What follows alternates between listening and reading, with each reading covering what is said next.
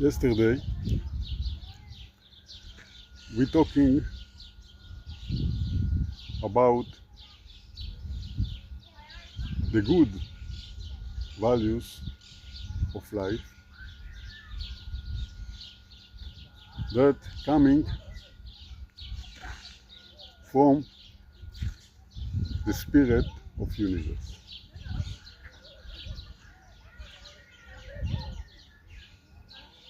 So it means that if you want to live a better life, and if we want to live in better world, we need to pay attention to get more and more connecting to the spirit of universe. Otherwise, the war and the fighting between people, between countries, gonna be more part of our life. And this is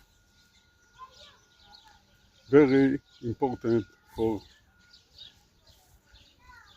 our life, and also for the future of this world. What direction the humanity gonna go? To the war, to the heat,